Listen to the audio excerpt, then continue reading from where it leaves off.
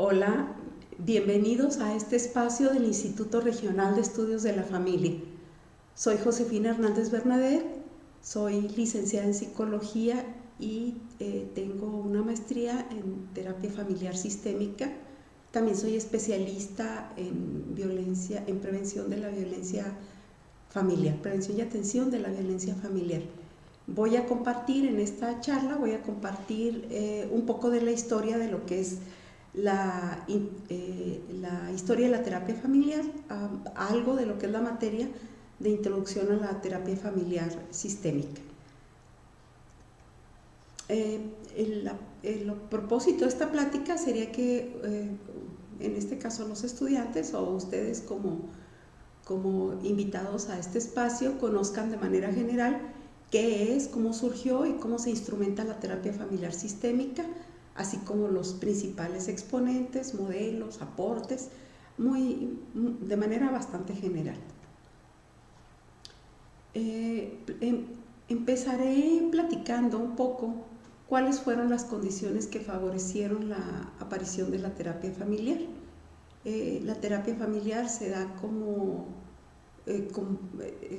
su surgimiento se da como un nuevo paradigma, una forma alternativa de hacer terapia que tiene que ver con un rompimiento de la lógica tradicional de lo que era inicialmente la atención a lo que se consideraba como problemas mentales o trastornos, ¿verdad? O enfermedades mentales.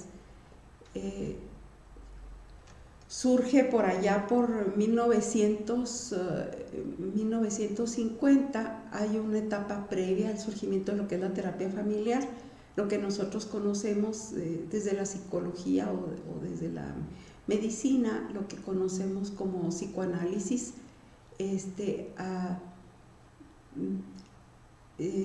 Junto con eso, bueno, hay algunos estudios que dan origen a un pensamiento diferente. Más adelante me voy a referir a qué se trata.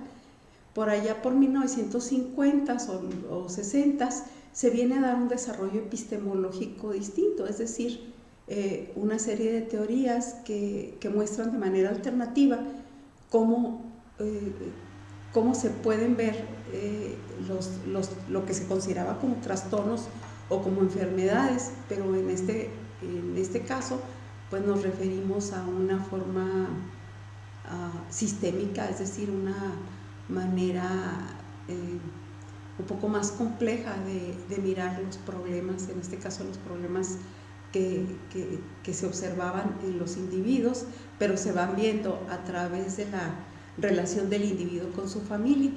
Luego ya por los años 60 y 70 aparecen lo que se considera como modelos de primera generación de la terapia familiar, y de los 80 en adelante a la fecha pues vamos a ver lo que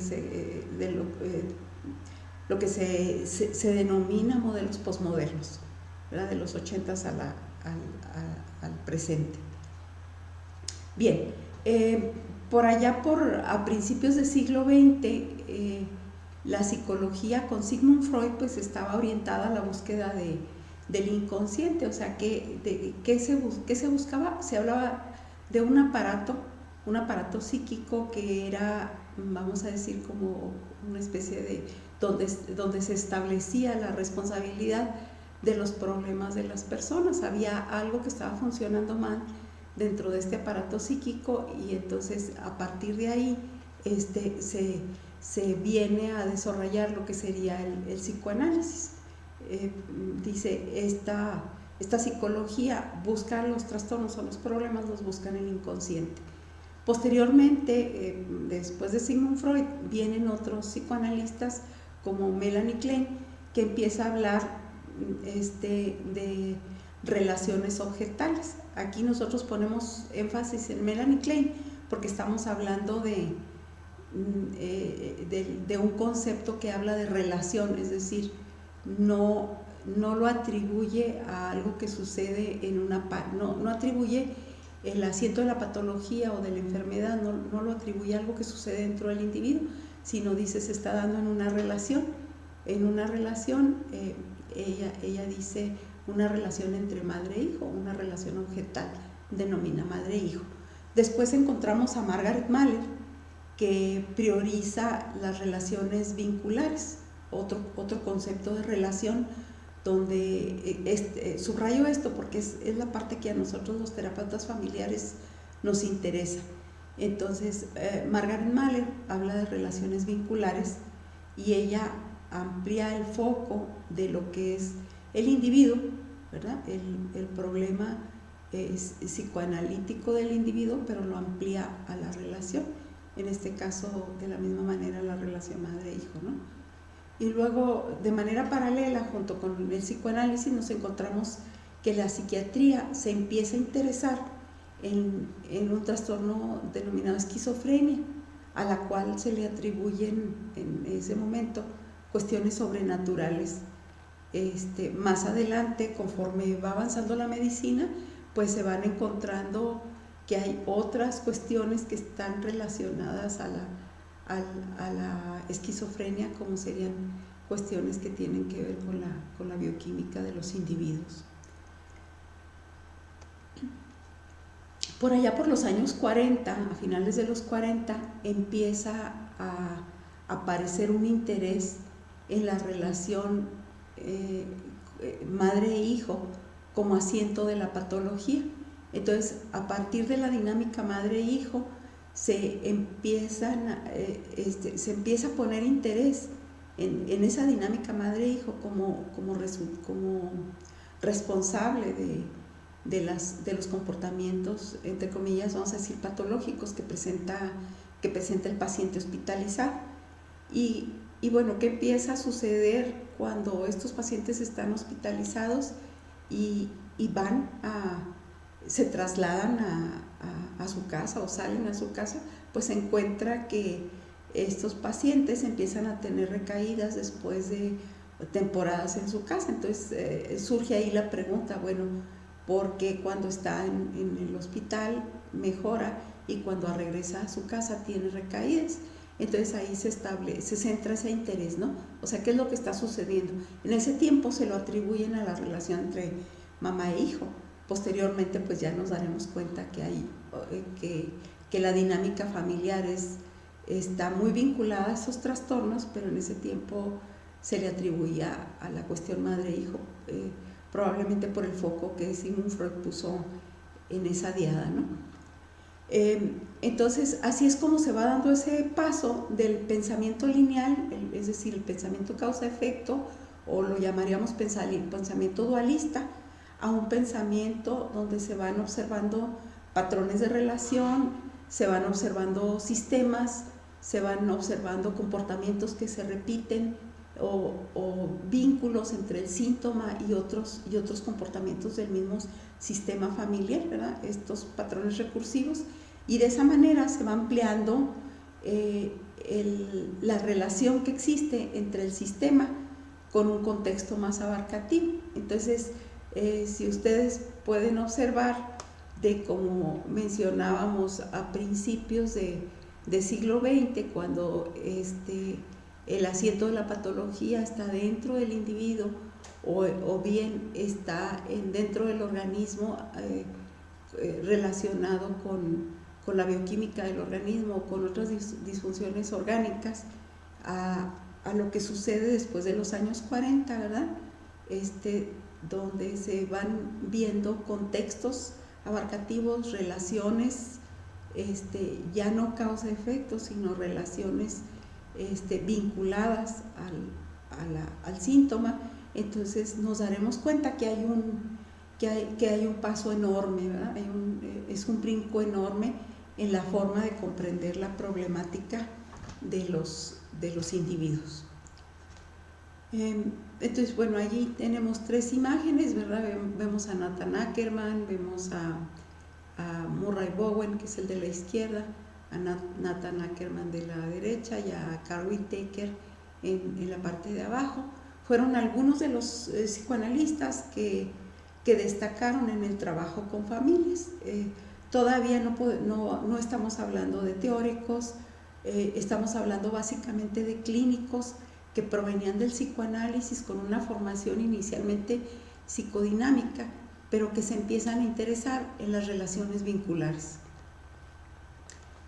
Ya a continuación tenemos una imagen donde vemos una especie de escalera, ¿verdad? Una especie de lo que sería una línea del tiempo, donde vamos viendo que a partir de que aparece el desarrollo epistemológico, ¿verdad? Que a partir de que aparecen los años 50 o 60, ya propiamente la cibernética como teoría, pues se vienen dando otras teorías, ¿verdad? La teoría general de los sistemas, que son casi contemporáneas, la teoría de la comunicación humana, la hipnoterapia y el constructivismo, que todas estas teorías vienen a dar aportes a lo que es la terapia familiar sistémica. Entonces, pero esto viene de manera posterior a las personas a las que yo mencionaba anteriormente, ellos y otros, ¿no? Que fueron básicamente clínicos que de manera solitaria fueron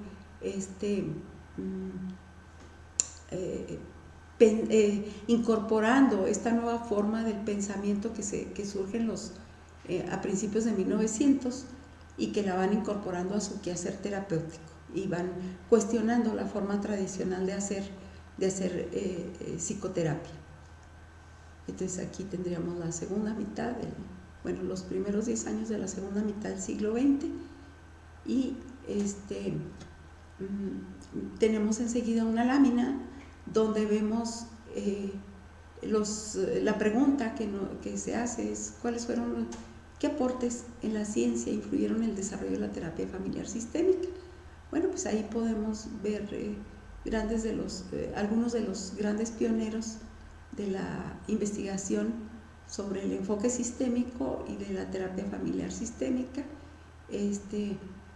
que desafortunadamente por esos tiempos no existía el internet como lo conocemos, no existía el internet. Creo que ese desarrollo, el desarrollo que ellos lograron, pues lo lograron con pocos recursos, pero aún así fueron avances muy, muy importantes para el conocimiento de lo que es la terapia y el tratamiento de los trastornos, que más adelante vamos a darnos cuenta que no se le llaman trastornos. Bien, en Europa y Estados Unidos parte del contexto fue que en Europa y Estados Unidos hubo un aumento en la demanda de tratamientos. Si nos ubicamos por allá, estábamos entre dos guerras, ¿verdad? Lo que era la Primera Guerra Mundial y después la Segunda Guerra Mundial en los años 40 y luego posteriormente las guerras de Corea y de Vietnam.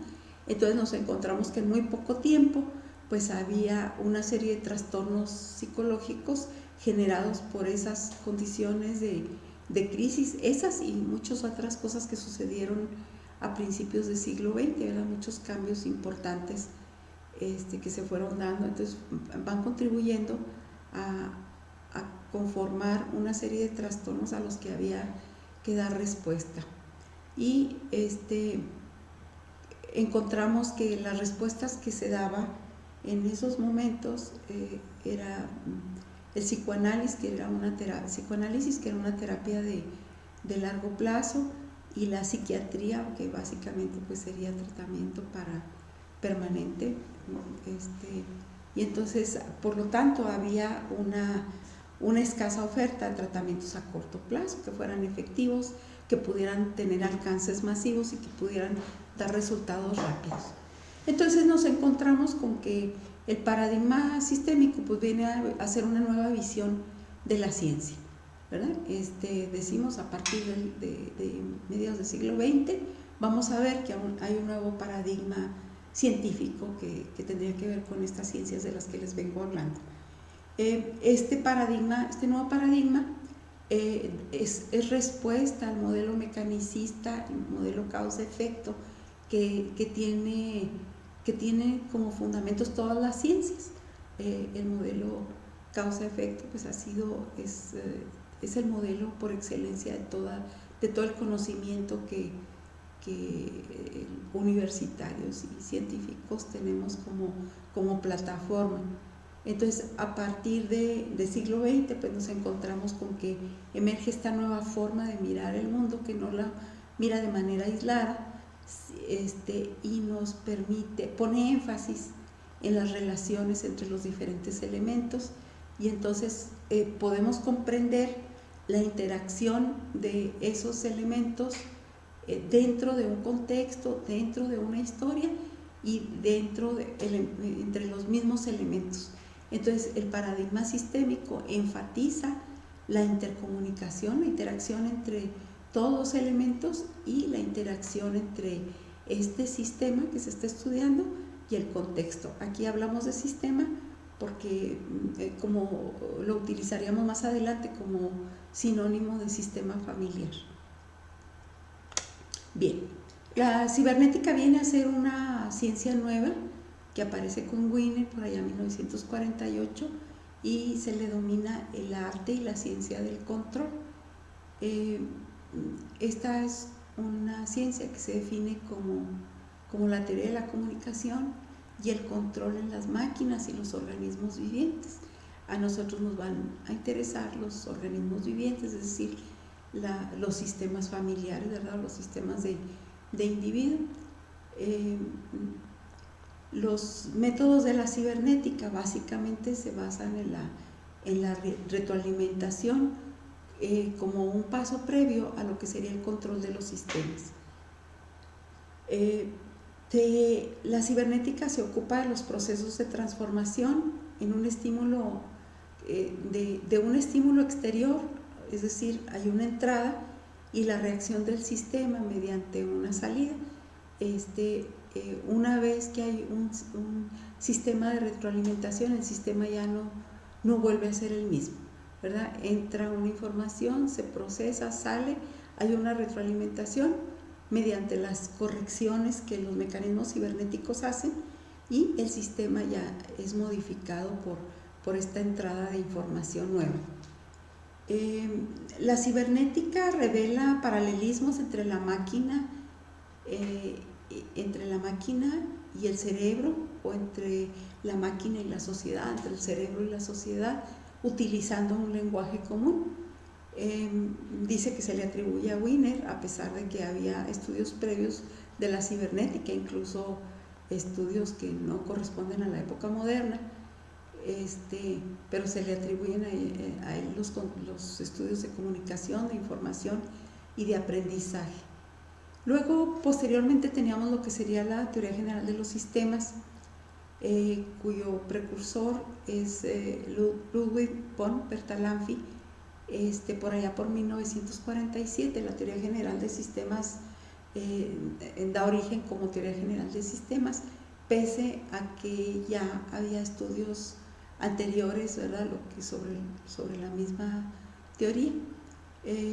Se dice que es una disciplina que tiene como tema la formulación y derivación de principios que son básicos para cualquier sistema, o sea, son básicos para un sistema general y pueden ser atribuibles a cualquier sistema. Es decir, la teoría general de sistemas nos puede permitir estudiar desde una célula, un individuo, un sistema social, un sistema económico, el universo o el cosmos, ¿no? Dice, tiene por objeto el estudio de correspondencias o isomorfismos entre sistemas como un todo. Es decir, el concepto de sistemas igual se puede aplicar a una célula que a un sistema social, un sistema económico, o el concepto de salida o el concepto de entrada. Pues cualquiera de estos conceptos pueden utilizarse y sirven de la misma manera tanto para un sistema como para el otro. Esta misma teoría pues nos permite formular modelos que sean transferibles desde una ciencia a otra ciencia, es decir, tanto si estamos estudiando economía como biología, como terapia familiar, estos principios, estos modelos nos permiten conocer un poco más de esto, ¿no? La teoría de la comunicación humana es separada de la teoría de Shannon y de Weber en el 49, ve con la comunicación como una transmisión de información, atribuido a Paul Watzlawick. se nutre de concepciones de las ciencias humanas, o sea, más aplicada a las ciencias humanas, y considera a la comunicación como un sistema abierto. Es decir, hay mensajes que, dependiendo de la respuesta que dé el interlocutor, el mensaje que yo dé va a cambiar y viceversa, ¿no? Entonces, por medio de la interacción, dice Pavlovich, por medio de esa interacción, como sistema abierto, la comunicación se va dando.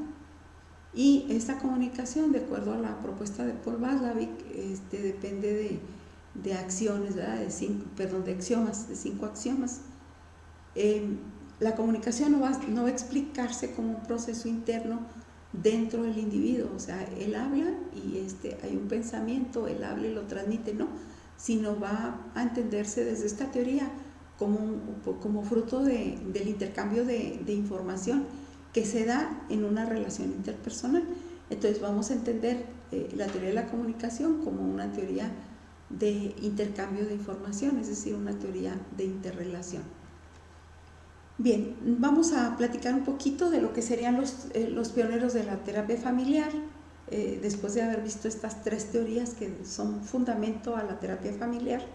Y pues nos encontramos con que aquí observamos un mapa donde podemos ver que Palo Alto y Nueva York serían los 2 polos donde se desarrolla de manera más importante la terapia familiar. Posteriormente, pues esta influencia viaja a Italia y ya después pues nos encontraríamos con Noruega, con España, con Nueva Zelanda y finalmente pues la terapia familiar en nuestro país. Decía hace un momento que la década de los 40-50 fue como la cuna donde se desarrolla la terapia familiar. Estos estudios se hacen inicialmente con familias con pacientes esquizofrénicos que al ver el rol de los padres, decía yo, al ver el rol de los padres en el comportamiento del paciente, se empieza a ver que hay lo que ellos consideran que son relaciones destructivas entre padres e hijos. Esto se da en Estados Unidos y en Inglaterra, y encontramos un pionero, uno de los pioneros de la terapia familiar, que se llama Nathan Ackerman, que por allá por los años 30 publica un libro que se llama Psicodinámica de la vida familiar, y él trabajó a través en sus inicios con psiquiatría infantil, y él va entendiendo el papel de la dinámica familiar en la patología del paciente. Por allá por 1965 se forma un instituto que lleva su nombre, pero él no precisamente es porque él sea escuela, sino porque se nombra como Ackerman en honor a él mismo, ¿no? Entonces lo que se conoce como escuela de Ackerman no es precisamente los aportes de Nathan Ackerman. También tuvimos por ahí a otro pionero que se llama Carl Whitaker. Él junto con otro de los pioneros, Thomas Malone, trabaja con familias diagnosticadas con esquizofrenia, con pacientes, con personas, con individuos diagnosticados con esquizofrenia, y empieza a trabajar con las familias. Carl Whitaker es considerado uno de los pioneros más irreverentes de todos los fundadores de la terapia familiar, porque él desarrolla técnicas muy poco convencionales consideradas como terapia del absurdo. Más adelante tenemos otro de los pioneros, Murray Bowen, otro psiquiatra junto con Lyman Wine, ingresó al Instituto de Salud Mental, familias, junto con el paciente hospitalizado. Esto obviamente era muy novedoso, esto no se hacía porque se consideraba que el trastorno, la persona que debía ser atendida es quien presentaba el trastorno. Para nosotros es quien presenta el síntoma, es el portador del síntoma, pero para nosotros los terapeutas familiares, la persona que presenta el síntoma no es el trastorno, o sea, el problema está en la familia, y quien presenta en la organización familiar, y quien presenta el síntoma solamente es el portador del síntoma. Entonces ahí Bowen encontró que el paciente tenía una relación, una conexión simbiótica no resuelta con la mamá y desarrolla una hipótesis de 3 generaciones para explicar la esquizofrenia, o sea que la esquizofrenia se va cocinando a lo largo de 3 generaciones. Luego también encontramos a Don Jackson, otro psiquiatra y analista que trabaja con otros colegas, con Wigand, con Jay Haley, con Paul Watzlawick, en Palo Alto, California, en el equipo de Gregory Bateson, en el equipo que Gregory Bateson dirigía.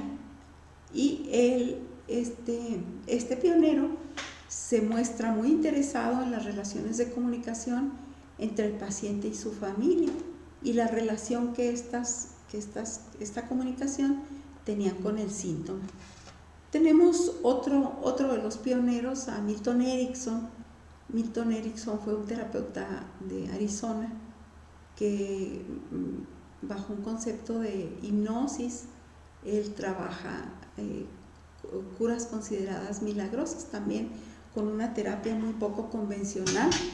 Es reconocido como lo que él hacía como paradoja terapéutica, es decir, prescribía desde el terapeuta, metía nudos al sistema familiar. Dice, donde se fomenta el síntoma mientras sutilmente se introduce el cambio. Igual que algunos de los anteriores, más que ser teóricos, Milton Erickson fue clínico, ¿verdad? Y se considera fundador de muchas generaciones de terapeutas. Incluso en la actualidad se conserva una línea de seguidores de lo que es la hipnosis ericksoniana, varias líneas. Por allá por la década de los años 50, en Palo Alto, aparece el trabajo de Gregory Bateson, Palo Alto, California. Se junta un grupo de experimentadores, de hombres con mucha experiencia y conocimientos en la terapia, y empiezan a trabajar en lo que es el Instituto de Salud Mental, MRI, de Palo Alto. En ese grupo pues estaban Don Jackson, el mismo Gregory Bateson, William Free, Jay Haley, Virginia Satir, conocida ya por algunos de ustedes probablemente, Paul Watzlawick, John Wigand, todos ellos pioneros y mentes muy privilegiadas. Se juntan y hacer investigación sobre la terapia familiar. Gregory Bateson, que encabezaba esas investigaciones, pues no era precisamente un terapeuta, sino era un antropólogo y un filósofo y un epistemólogo. Y entonces con esos conocimientos que él traía, pues enriquece de manera muy importante a la terapia familiar. Ahí tenemos en imágenes a lo que sería Gregory Bateson, Virginia Satir, el equipo de Palo Alto, a Paul Watzlawick, a Jay Haley, gracias a los aportes del internet, ¿verdad? Fotos tomadas algunas de internet.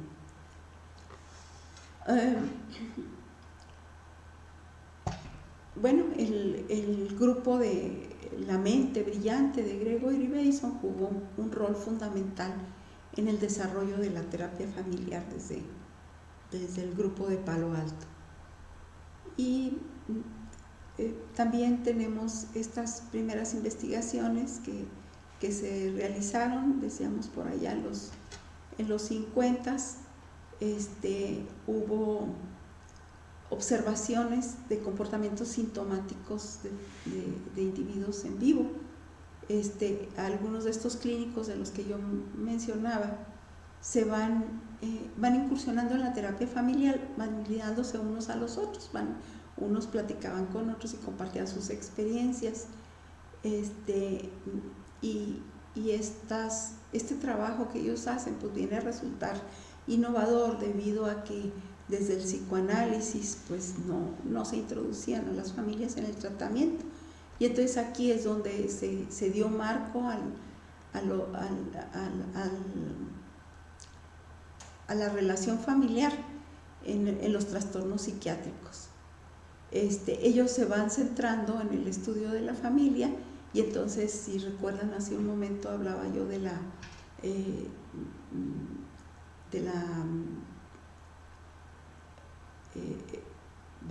cibernética y la teoría general de los sistemas. Tomados de la cibernética y la teoría general de los sistemas, aparecen este concepto de familia, ¿verdad? Una entidad cuyas partes covarían entre sí, los individuos se van relacionando, mantienen un equilibrio en forma activada por errores. Los comportamientos sintomáticos ayudan a mantener ese equilibrio y a desequilibrar el sistema.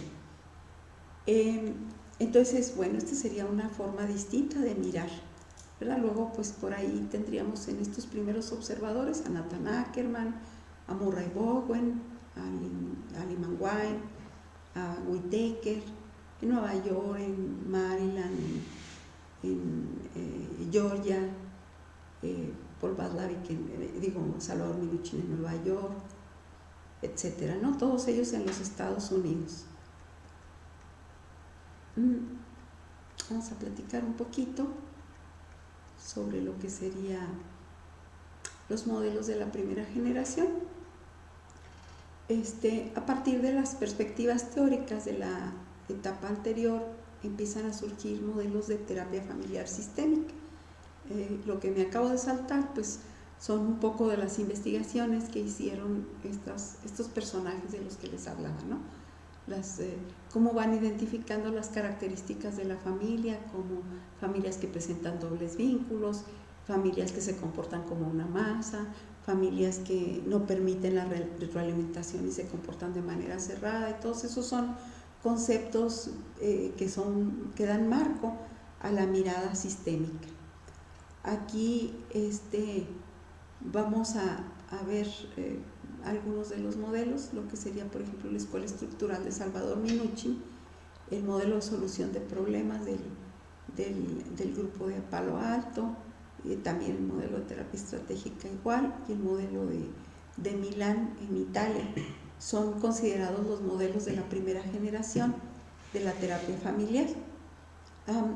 Aquí no lo mencioné ahorita en el cuadrito, pero encontramos como modelo ecológico un modelo muy interesante que se da en los Estados Unidos, en la parte de Nueva York.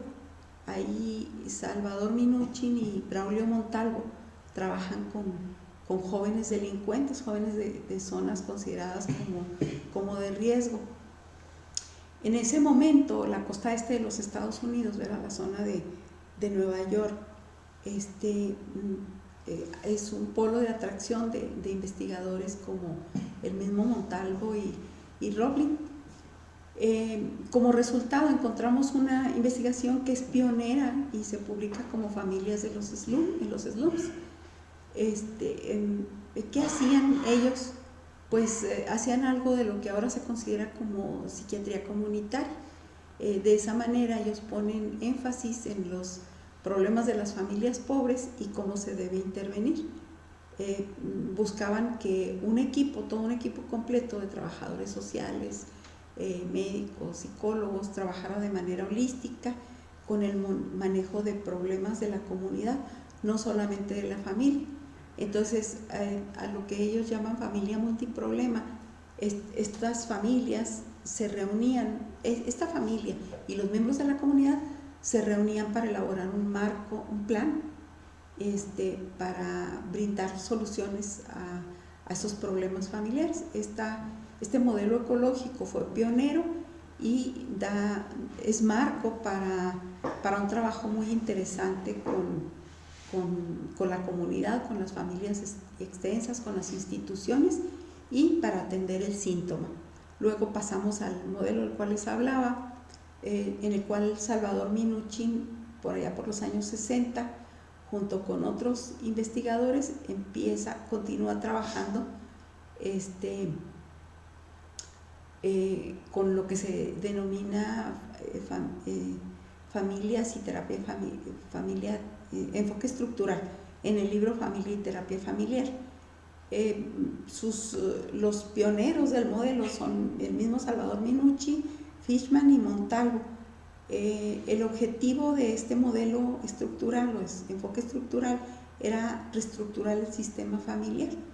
El enfoque estructural tiene un modelo muy claro, una teoría consecuente con el método, por eso se le llama escuela estructural, porque hay una teoría, y básicamente consiste, decimos, en reorganizar la estructura familiar, es decir, se presenta un modelo normativo, un debe ser de la familia, o sea, la familia que funciona bien, que no presenta síntomas, tiene un debe ser, ¿verdad?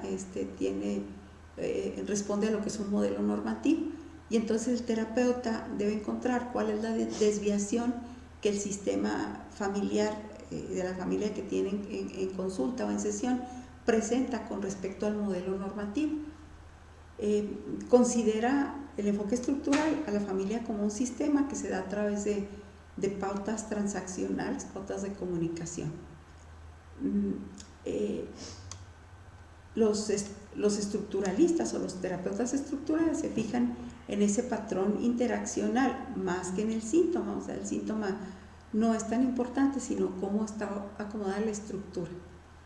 Y el síntoma va a ser explicado desde la escuela estructural como una defensa del organismo. Dice, todos los organismos, cuando se ven sometidos a circunstancias de estrés, se adaptan al cambio. Estas conductas de adaptación pueden volverse sintomáticas. Esto sería la escuela estructural. Luego tenemos algo que se llama enfoque estratégico, escuela estratégica. Mientras la escuela estructural tuvo su sede en la costa este de los Estados Unidos, por acá en la costa oeste de los Estados Unidos, en Palo Alto, California, Jay Haley se considera como principal exponente de lo que es el enfoque estratégico, y está representado en el libro que se llama Terapia Breve, un enfoque en solución de problemas, y en el libro que se llama Cambio, principios de la solución de problemas. En este modelo se diseñan intervenciones para cada problema, a diferencia de la escuela estructural, donde el objetivo era reacomodar al sistema familiar de acuerdo al modelo normativo. Aquí lo que se haría es, se tiene un problema y entonces las intervenciones se diseñan para ese problema, ¿verdad? Se hace como terapia cortada a la medida.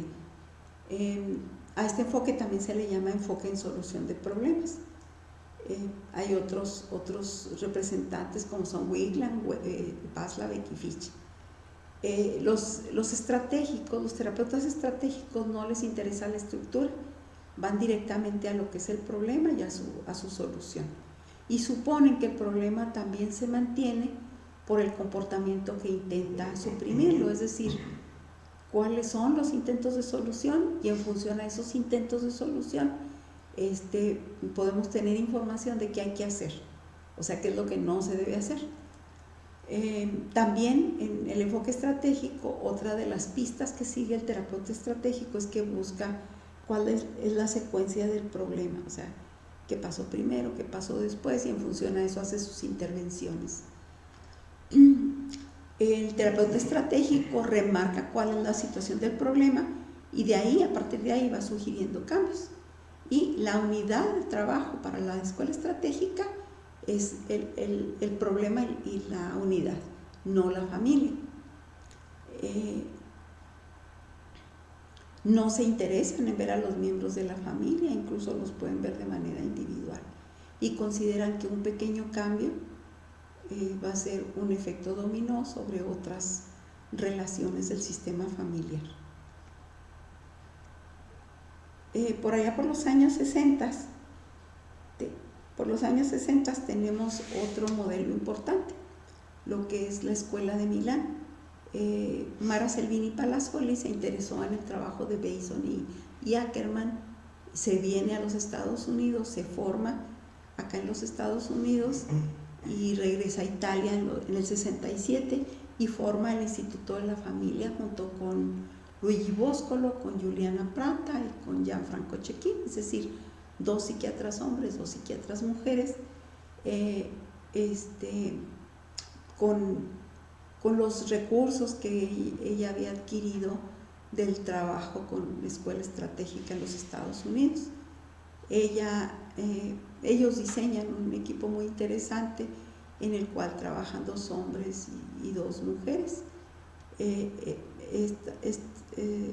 incursionan posteriormente en el constructivismo y el construccionismo social, que por ese tiempo empiezan a tener como mucho auge en otras áreas, ¿no?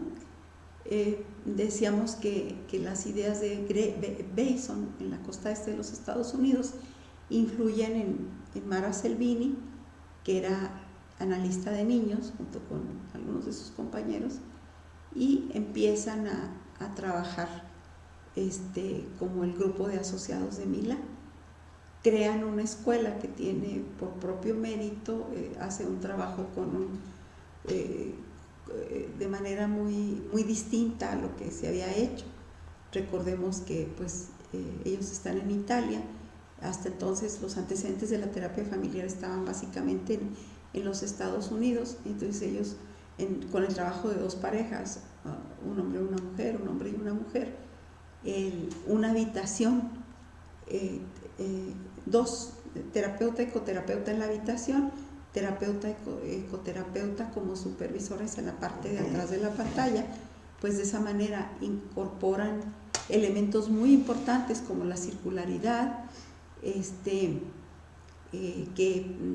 cuyo concepto se refiere a que el terapeuta tiene habilidad para indagar como un tercero ve la relación familiar, algo muy enriquecedor en la terapia. Otro concepto que ellos aportan es la connotación positiva, que consiste en prescribir el síntoma, dándole un marco familiar lógico a esa prescripción y definiendo el síntoma como una ayuda que el paciente está dando al sistema familiar. Y otro concepto de los varios que ellos diseñan, de las diferentes aportaciones de ellos mismos, sería la hipótesis sistémica, que es una hipótesis circular y relacional, donde se conectan todos los elementos que se están viendo en el sistema familiar junto con el síntoma. Ahí tendríamos una imagen de lo que son los pioneros de la Escuela de Milán. Y bueno, pues esta charla la dejo hasta aquí. Me encantaría que ustedes pudieran acompañarnos en este viaje interesantísimo de lo que es la terapia familiar. Hemos visto solamente una pequeña parte de lo que fue esa larga historia, ¿verdad? De tal vez 40, 50 años más de lo que es el trabajo de los pioneros de la terapia familiar y las primeras escuelas. De verdad es un placer poder compartir con ustedes este conocimiento y nos encantaría poder conocernos posteriormente en otro contexto de manera diferente y compartir lo interesante que es el viaje de la formación como terapeutas familiares y también poder compartir, ¿por qué no?, la experiencia de lo que significa hacer terapia desde una mirada diferente, una mirada de vanguardia, una mirada integradora, holística, sistémica, que puede ser respuesta para muchos de los problemas actuales de la sociedad. Muchas gracias.